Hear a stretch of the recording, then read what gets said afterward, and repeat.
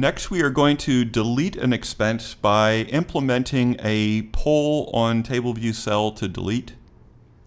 So let's create a new function in our expenses view controller to actually perform this delete from our persistent store. So func delete expense, and it's going to take in a parameter at index path, which is going to be of type index path. This function should be called whenever we want to actually delete an expense from both the persistent store and our expenses view controller view. So let's actually get the expense that we want to delete. Expense equals expenses at index path dot row, and I'm actually, there we go. Now that we have our expense, we need to actually get our app delegate in the managed context from that app delegate. Actually, I lied. We don't even need to do that.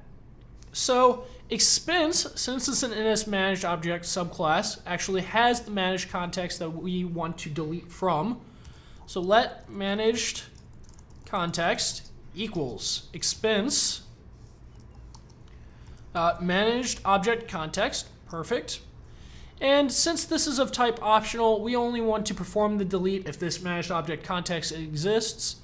So if let managed object context equals expense managed object context, and now we actually need to perform the delete. So managed context dot delete, and it takes in the object that you actually want to delete from that context. So pass it our expense. Now that we've done that, we still need to actually save our context. So this would be the same code that we did over in the single expense view controller, where we access our context and then we save it. So we can copy and paste that code, or we could just come over here. And again, this has to be in a do catch block because our save can throw an exception. Do manage context.save. Again, this throws, so this needs to be marked with a try. And if this exception is thrown, we should catch it. And let's print off delete failed. So we have deleted our expense from the managed context, but we still need to do a couple different things. We need to actually delete that expense from this expenses array, and we also need to tell the table view that that row was deleted. So I'm going to go back to our function, and let's only do those two things if we've actually saved the context, meaning the delete was successful. And let's say self.expenses.remove, and notice remove takes an int. This is our row. So let's access our index path.row. And let's tell the table view to delete that row from itself. So expenses table view dot delete rows at index path. Let's pass our index path inside of an array. And let's have an automatic animation.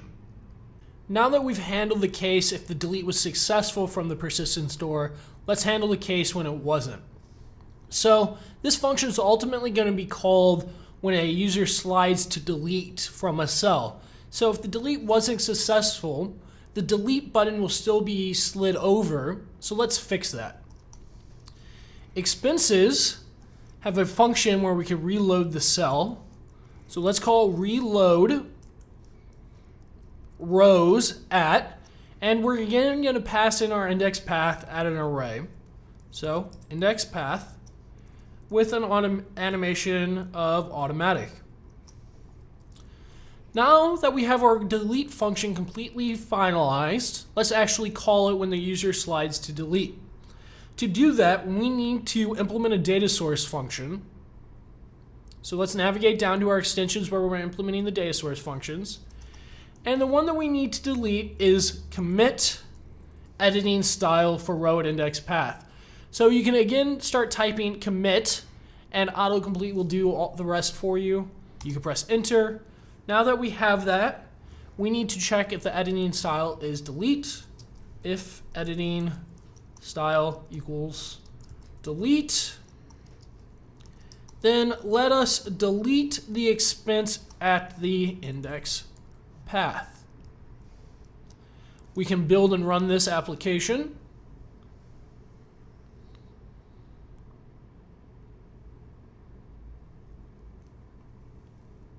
And now I have the ability to slide all the way over, and it will delete our expense from the persistent store, also from our local data storage. And I can even prove that it actually deleted it from core data by building in the app again. And notice how the expense is no longer there.